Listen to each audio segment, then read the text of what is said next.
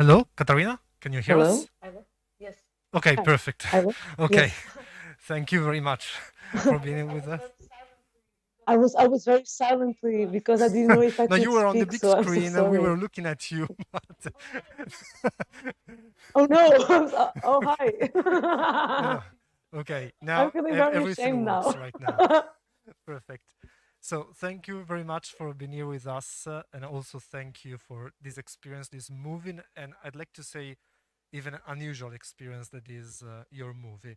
So I'm just here to break the ice, make you just two simple and straight questions.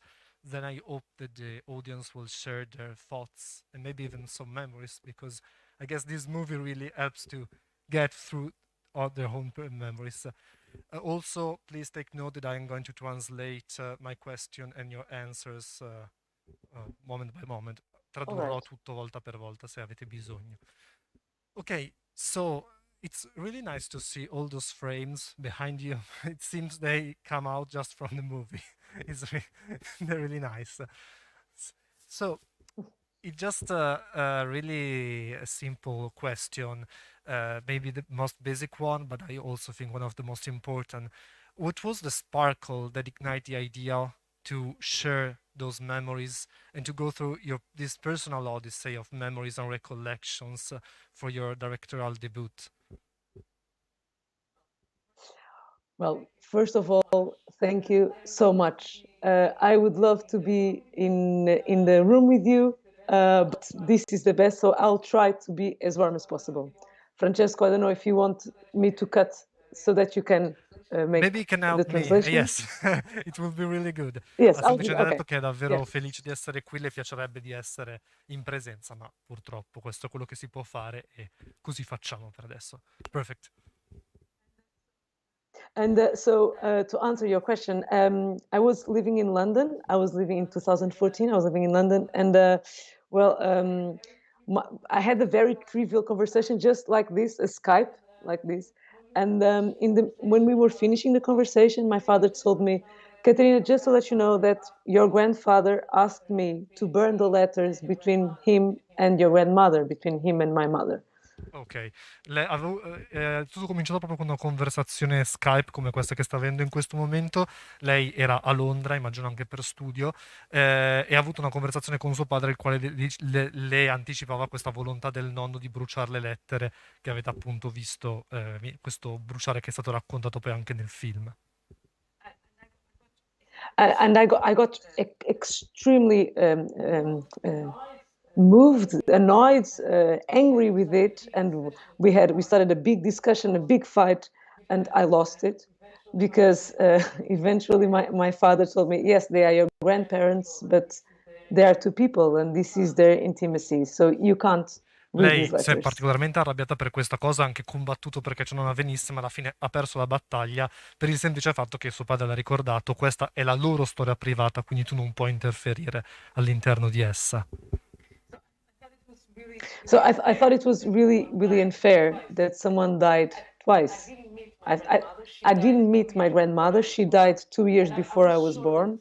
And I was sure that through the letters, I was going to meet her, to know her. So because I thought that I would love to know more about her. So I started to imagine these letters. Ho trovato in qualche modo ingiusto che una persona morisse due volte, anche perché lei non ha mai avuto occasione di conoscere direttamente sua nonna, che è morta 2 anni prima che lei nascesse, e ragionare effettivamente sulla possibilità di dar nuovamente.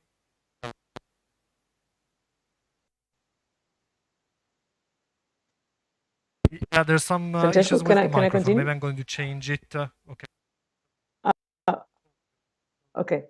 change it.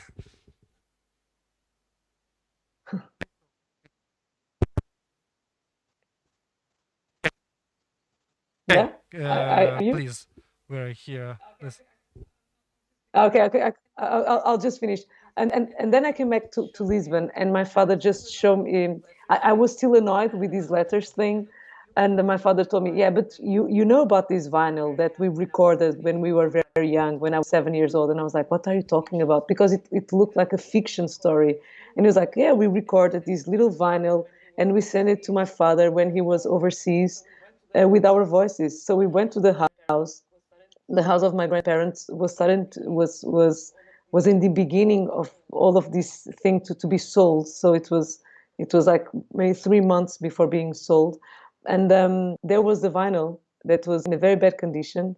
So I took it back to London, and it was the first time that I could listen to my grandmother's voice. And so I think in that moment I was sure I wanted to make a film about this. Appunto, ha aggiunto che una volta tornata a Lisbona ha potuto in qualche modo incontrare finalmente la voce di sua nonna che non aveva mai sentito tramite il vinile, che è quello che poi ascoltiamo nei titoli di coda e di cui lei non sapeva assolutamente l'esistenza e che è stato appunto per lei la porta d'accesso in qualche modo, oltretutto a costruire un po' questo racconto, questa impalcatura generale di ricordi. Okay, so I seem to understand that diciamo, your path in the artistic world was much more based in a first place in the fine arts area. So the cinema was not your first choice. But so how did you decide to just go with the cinematic language to share those memories and those really intimate experience with the spectators? I didn't study cinema. I studied fine arts, and this is quite important thing for me. So I think that in fine arts they kind of teach you to build the world with your hands. Everything needs to be within the reach of your hands, and this is something that it's very different from cinema, because in cinema all of the idea of cinema is being it's a very beautiful one, which is the idea of a common a plural idea. There are many people thinking together. Le ho chiesto appunto, inizialmente lei non ha mai studiato effettivamente cinema, ma lei è più legata al mondo delle belle arti, quindi le chiedevo perché ha deciso di affrontare questa odissea di memorie personali proprio tramite il cinema. E dice appunto lei sì, ha cominciato nel mondo delle belle arti, dove soprattutto la cosa principale è che insegnano a lavorare con le mani, in una maniera molto più diretta, con la materia in qualche modo. But before studying fine arts, I've studied music. I started to play violin when I was 7 years old, and I was sure I was going to be a violinist. I was sure of this, and then when I was 17 years old, my mother died, and I left music, and that was the moment I went to fine arts. And when I was doing fine arts, I started to do theater as well, and I couldn't stop. I was all over, and then when I finished fine arts, I went to study visual anthropology, and that was the moment that I started to take a camera to record things. So I think my was actually very generous. Allowed me in a very generous way to put all of these arts together. We lost you for just 1 second. So if you can repeat the last phrase. Sorry.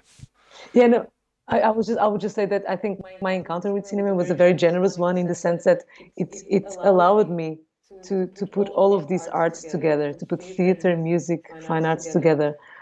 So I kind of think I found out some solace in cinema. Ok.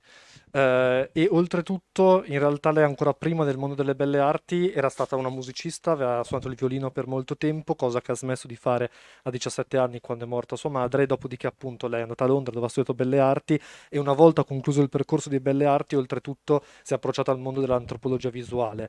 Tutto questo in qualche modo nel cinema trova una forma di coesione e di sintesi generale che risulta quindi per lei un'esperienza particolarmente generosa in qualche senso, in qualche modo. Yeah, so I think I don't know if I quite answer your question, but I think in the end that cinema allowed me as well to explore personal narratives in a way that I was never aware of before, I guess. It's very generous language allowed me as well to find out my own language, I guess. Sì, un linguaggio generoso che oltretutto le ha permesso di trovare la propria voce come forse mai prima era effettivamente riuscita a fare. Se qualcuno di voi ha delle domande, sarò soltanto felice di condividerle con Catarina. Potete anche farle direttamente voi se volete. I'm asking to the audience if they got some questions for you. Intanto, ok, there's one. come here, please. O se vuoi la faccio io, come preferisci. Is coming the first spectator. Of course. Okay. Hi. Hi. Thank you for this beautiful film. And I want to Thank ask, you. what was the process to find the right images to accompany this story, and what was the process to cut also everything? And também muito obrigado por esse filme incrível, muito Oh, poético. Obrigado. muito obrigada. Um, well, it's funny because the way you put the question, it's the other way around. I've made the film. I've wrote. There was a script. There is a script for this film. I wrote everything because I've shot with a very small crew, but it still was a crew, and so I had to have ideas, and we had to know where to go to shoot. So there's a script where I made these very precise descriptions of what we will see. The voiceover was just small notes on the side, like here I should speak about this, and there I should speak about that. And so after this, after shooting everything, I went to the editing with the editor, Francisco, and we made a rough cut. And then I spent 5 months, 6 months alone with all of the editing and with small postcards. I printed all of the stills of the film and I've glued them in a little book. I was always with it, very bricolage style. And then I was all the time writing post-its on top of this. And this is how the narrative and all of the voiceover came out. I'm sorry, Francesco, I talked a No, no, lot. no, no. There's no problem. Appunto, ha chiesto lui come è stato effettivamente il processo di collezionare tutti i materiali anche arrivare al montaggio praticamente. Lei sottolinea che è molto curioso il fatto che in realtà lei ha cominciato praticamente avendo in mente proprio una sorta di storia di percorso generale che poi ha affrontato in fase di riprese con la sua piccola crew, ma comunque una crew fondamentale nella realizzazione del lavoro e una volta arrivata con tutto il materiale ha praticamente deciso di riprendere quelle che inizialmente erano soltanto delle piccole note come dei post-it che aveva allegato ad ogni singola immagine e sviluppare quello che sarebbe stato un po' poi la colonna portante del film, che è questo voiceover che percorre per tutta la storia e che ha scritto durante la fase di montaggio, che l'ha preso dai 5 ai 6 mesi di lavoro forsennato e che alla fine ha permesso proprio di ampliare e sviluppare ulteriormente i temi che erano in nuce all'interno del progetto. The guy satisfied.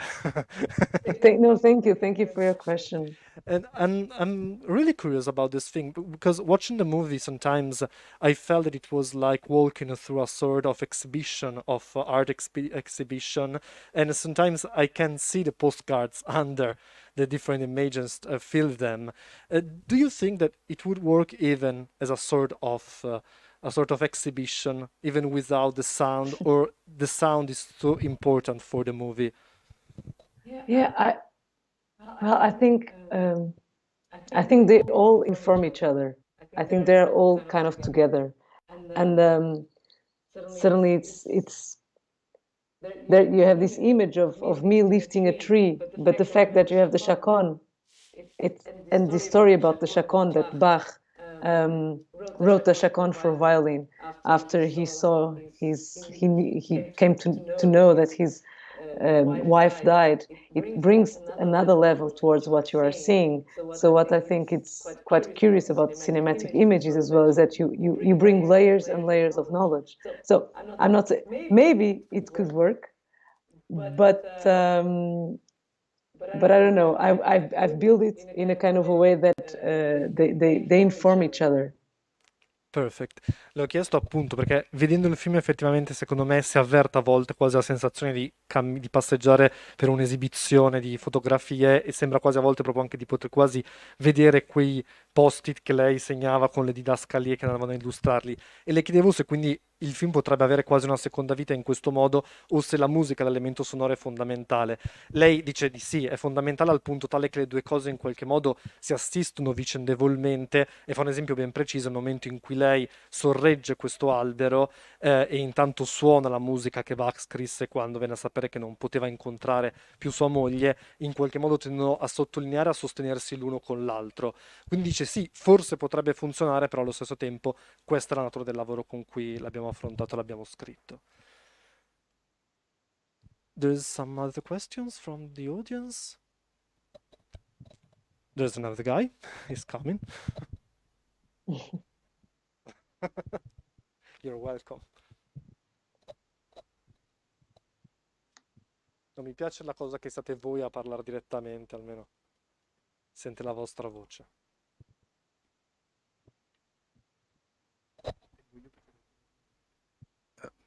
Thank you for the guy. I'm 63, to be honest. Not so guy. But anyway, it doesn't matter. To be honest, or better, we have to thank you because we realized in your fiction, in your movie, all the values are really important in our lives. These old values because we are obsessed of materialistic things. So we realized in your movie good memories, a lot of love in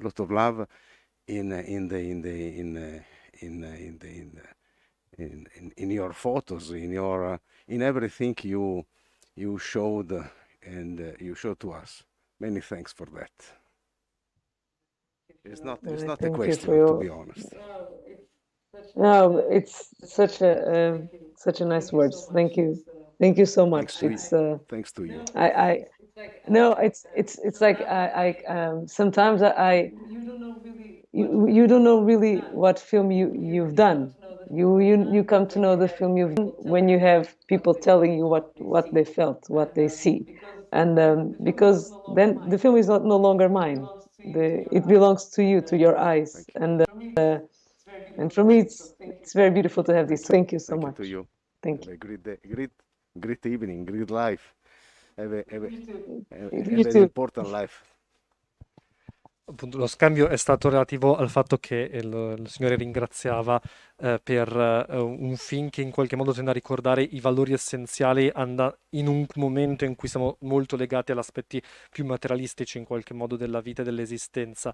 E lei sottolineava in qualche modo che la cosa che le fa piacere di frasi come questa è che sottolineano come il film, una volta che viene realizzato e viene lanciato in qualche modo in mezzo al pubblico, non appartiene più soltanto a lei, ma viene fatto proprio da tutti coloro che ne condividono la visione e l'esperienza in qualche modo. And I'd like to know one thing. When I was watching the movie as a personal experience as a spectator, I was sometimes really astonished by the many different levels of references and quotes, for example, from the book ones, from Moby Dick, or the musical ones, like Bach, you've cited it. But at the same time, so there's a sort of intellectual way to experience the movie, in my opinion. But at the same time is really a moving and so an heartfelt story that sometimes you're just the best thing to do is just to leave yourself go and experience the story. When you were working on it, do you think that those two levels, do you think about those two levels intertwine themselves, or it was just a sort of stream of consciousness and just write what you think was necessary to be done? I really would love to be as intelligent and clever as you portrayed me, which I'm not.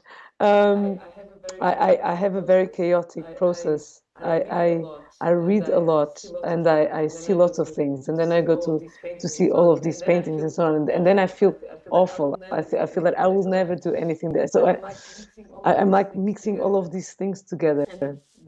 and there is a moment that they start to make sense. It's like when you have a deja vu, or when you see something, then you're like, oh yes, this is the thing that I read 1 year ago, and now it makes sense. And you make these connections between things. So I think in the end, this intellectual part that you talked about, it comes really from the things that I love, as well the things that I've researched, and in the end, the things that I want to share with everyone, or things that were taught me, that my mother taught me, and or my violin teacher taught me. So they all kind of get mixed in these. Sorry, just with another thought, just like the Sagrada Familia of Gaudi in Barcelona, that took ages. Many times I thought about cathedrals when I was making this film. I was like, take your time, 6 years is not that much. It's fine. They took like 20. There was another guy who thought about making a sort of cathedral, and that was Proust. So that goes for the chronicle. I'm not very original, actually. No, le ho chiesto appunto che nella mia esperienza di spettatore col film ho trovato che c'è da un certo punto di vista naturalmente una dimensione molto emotiva e molto sentita del racconto, ma dall'altro ci sono tantissime, diciamo, citazioni, tanto letterarie, da Moby Dick, oppure appunto la musica che lei citava prima di Bach, eccetera. E le chiedevo se nel momento in cui l'ha affrontato la scrittura in qualche modo avesse in mente questi due livelli, oppure tutto sia stato una sorta di stream of consciousness continuo.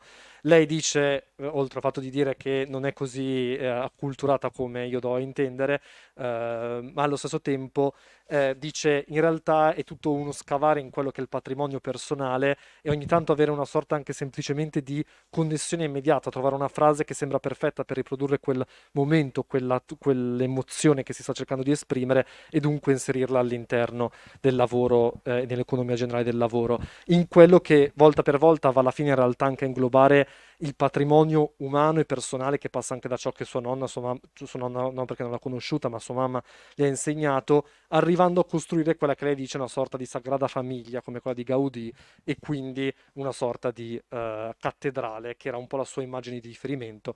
E dicevo che la stessa cosa la disse Proust riguardo alla recherche, ma oltretutto le dice: mi sono preso 6 anni per realizzare il lavoro, e quindi diciamo era anche davvero un progetto in qualche modo di dimensioni ampie. Se c'è qualcun altro, ditemi pure, interrompetemi, sono solo felice di darvi ancora la parola. Prego. There's the third guy is coming.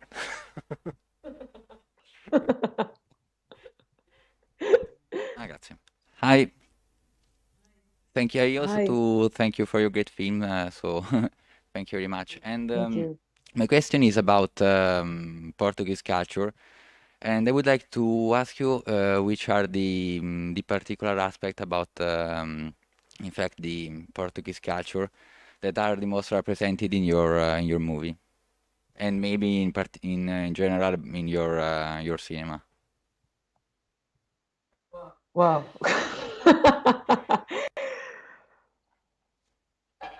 I was never made this question. Wow. Okay.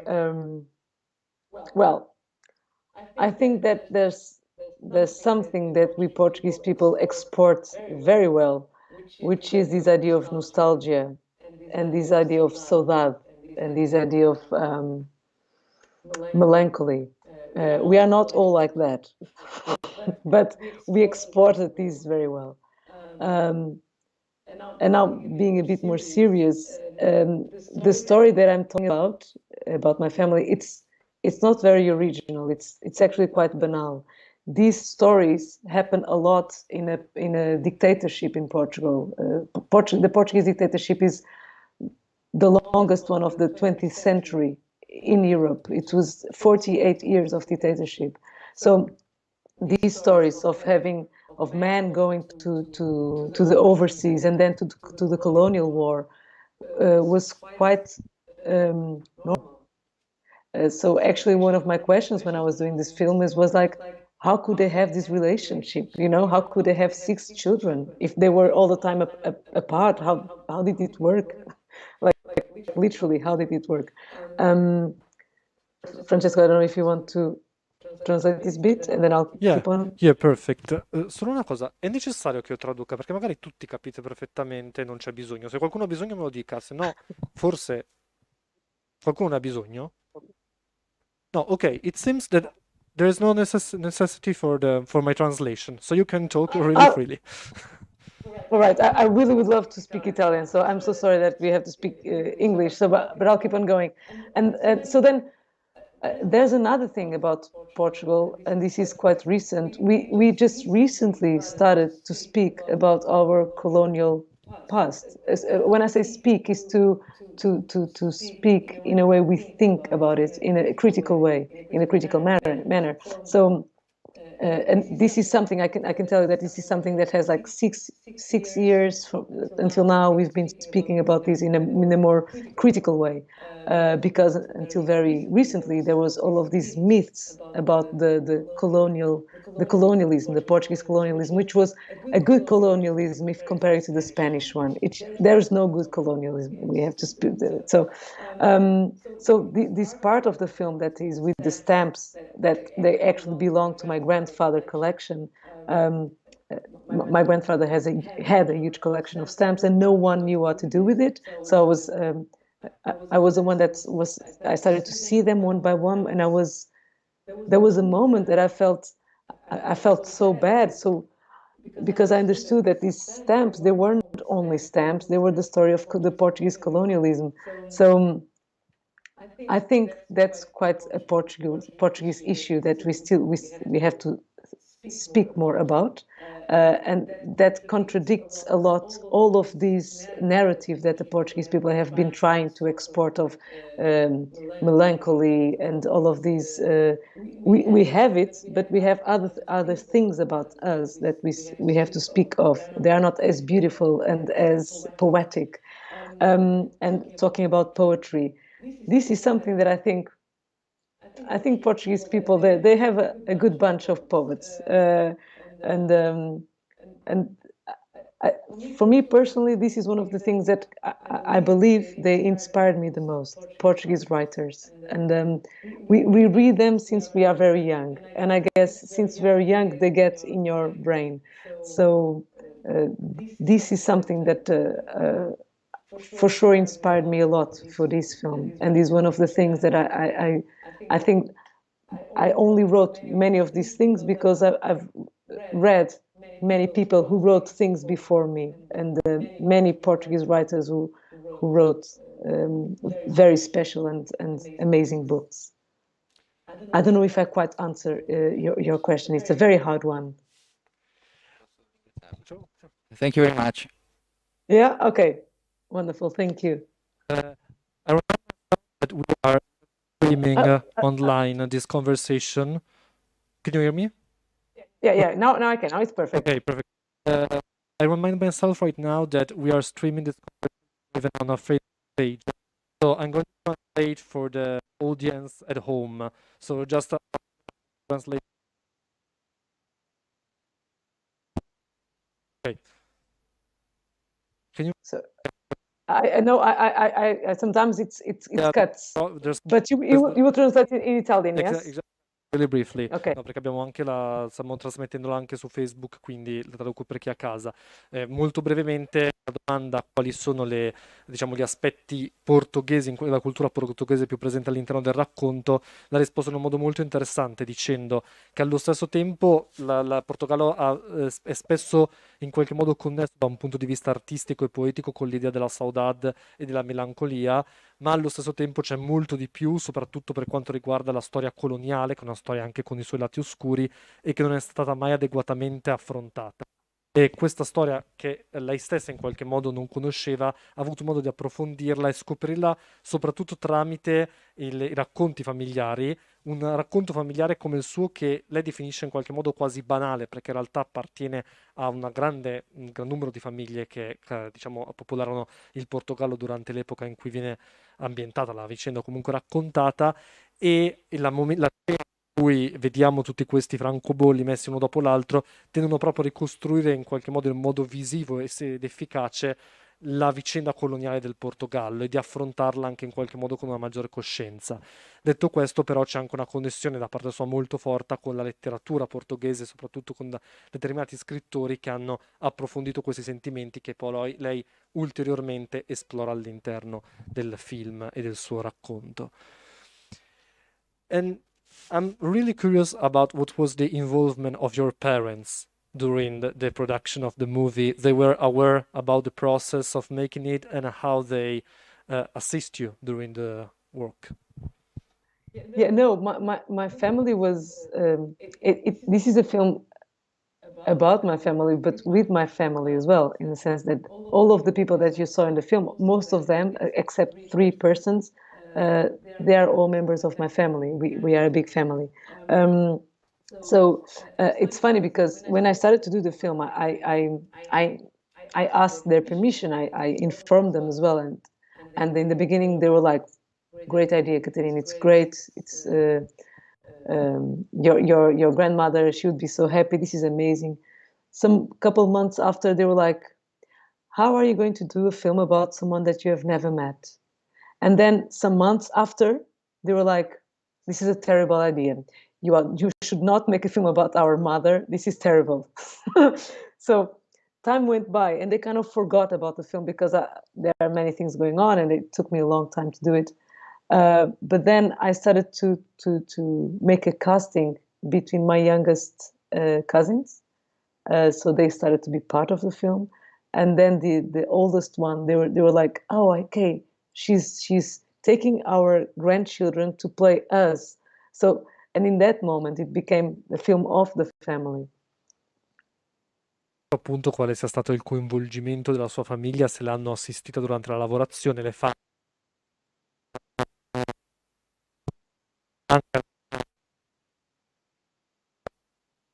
ma allo stesso tempo è stato molto particolare come da un iniziale incoraggiamento generale del sì, assolutamente fai un film su nostra nonna, su nostra nonna, a un certo punto poi la domanda è stata come farai un film su una persona che non hai mai effettivamente conosciuto, e pochi mesi dopo ancora si trasformava in è una pessima idea da parte tua aver fatto questo film. In realtà poi dopo diciamo, si sono dimenticati in qualche modo del progetto perché ha preso anche delle altre strade. A quel punto però lei ha coinvolto ulteriormente la famiglia tramite soprattutto un casting che ha riguardato i suoi cugini, e quindi sono diventati più che mai parte integrante del racconto e della vicenda, e quindi è stato a tutti gli effetti anche un lavoro di impresa familiare, diciamo. And but with my father specifically, that was a special relationship. I think my father was fundamental for this film. It was my father who told me that the house of my grandparents was being sold. It was my father who told me that the letters were going to be burned. My father was kind of pushing me to make this film, and then we had very strong discussions, very tough ones.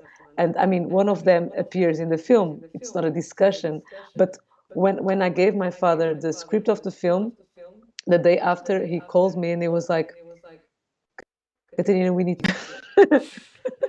And I was like, what's going on? Like it was like we were breaking up. We need to speak.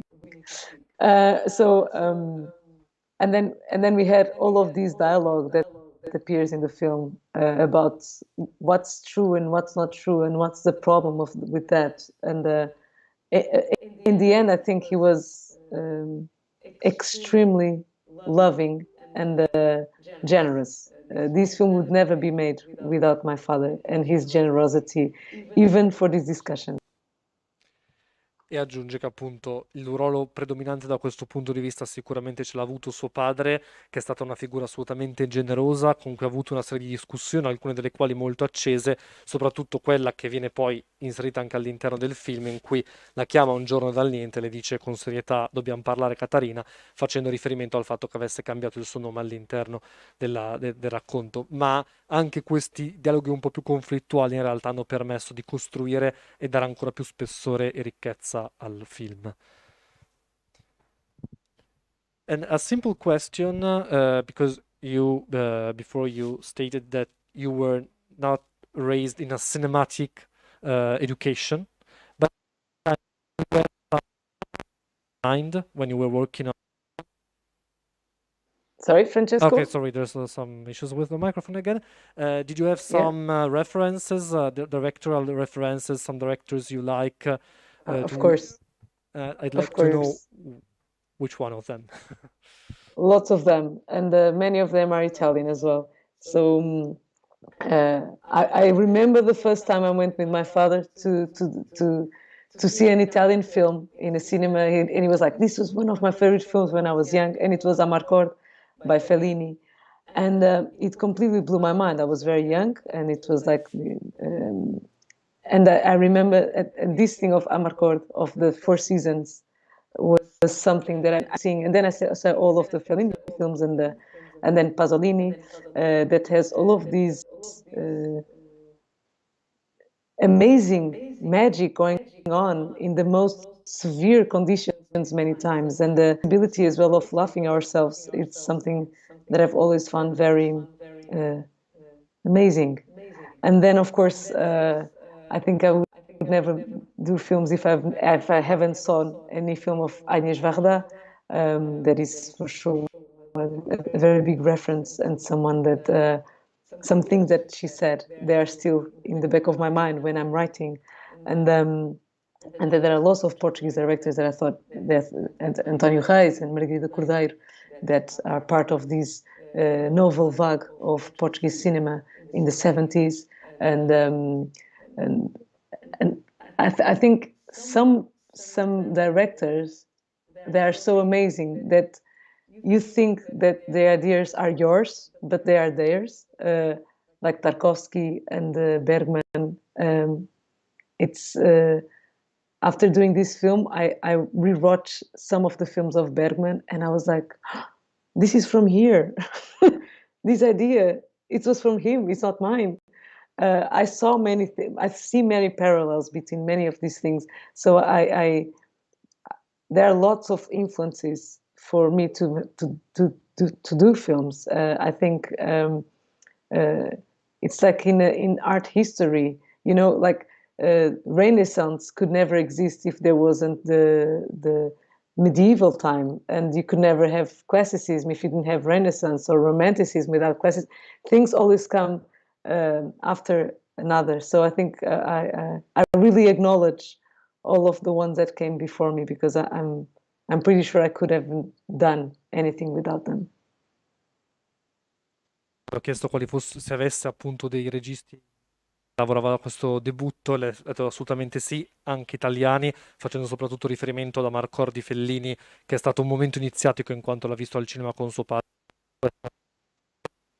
e allo stesso tempo anche al cinema di Pasolini, quello di Agnes Varda, che rimane in qualche modo uno dei fondamentali suoi punti di riferimento anche proprio per delle idee di cinema, nonché alcuni autori del VAG portoghese degli anni 70. E in tutto questo, oltretutto, dice che c'è stato anche un lavoro quasi postumo di scoperta, ovvero una volta realizzato il film è andata a rivedere alcuni film di Tarkovsky o soprattutto di Bergman, e vedendoli si è resa conto da dove avesse effettivamente attinto a piene mani. Un po' come in qualche modo la storia dell'arte insegna, il Rinascimento non potrebbe esserci stato senza il Medioevo prima, e di conseguenza un continuo lavoro di prendere e rielaborare dei materiali.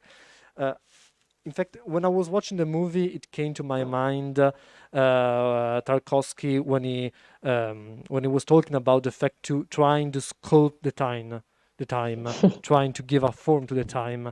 Sometimes it seems in your movie that you are really.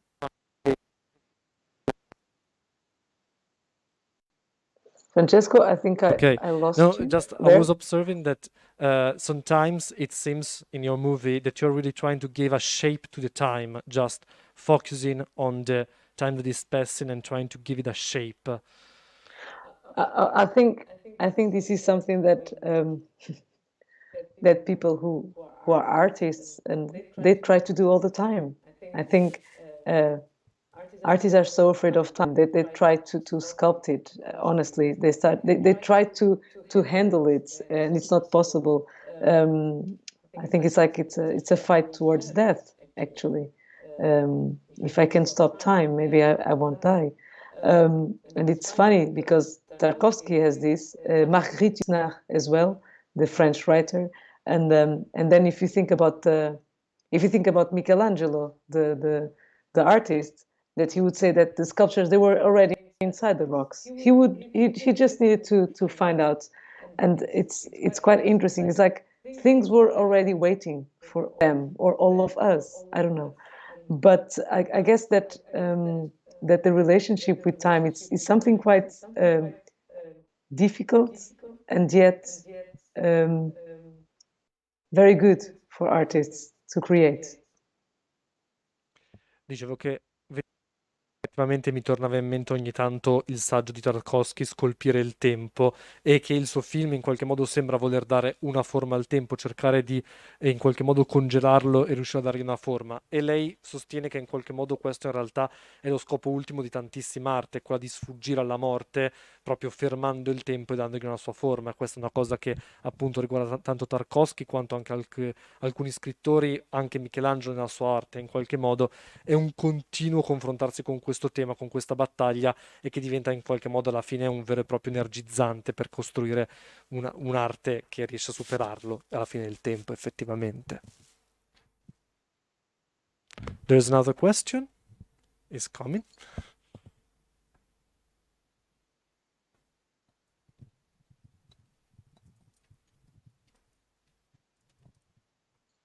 Hi, hello. I'd like to ask Hi. you the title of the song that your father and her sister sang with the guitar, and if it had meaning to you or your family. Well, I wrote the song, so I wrote it based on the interviews I've done with my aunt Teresa. So Teresa is the only girl between this bunch of boys, and she was. I've made very long interviews with my uncles and my aunt, and Teresa's interview was the most singular one because she was the only woman, and so she suffered things that the others, the boys didn't suffer, and the fact that she had to do things that the boys didn't have to. And then, of course, she told me about all of these, boyfriends and so on, and the fact that some of them had to go to war.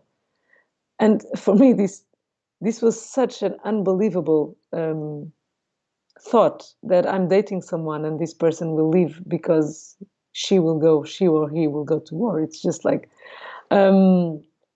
So I wrote it actually based on that, and then my good friend, the musician Madalena Palmeirim, she made the harmony of the music.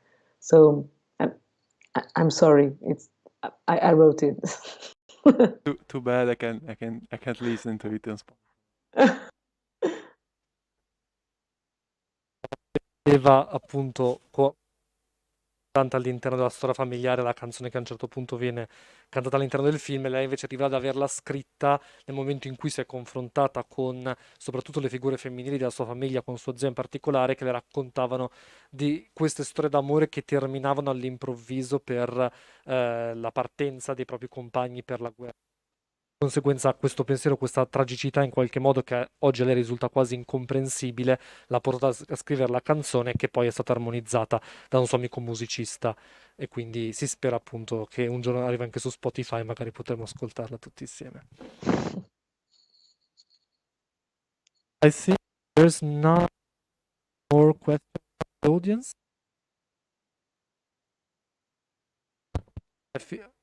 Even the mic is telling us just to shut up, probably, because maybe that's it. He's dying too.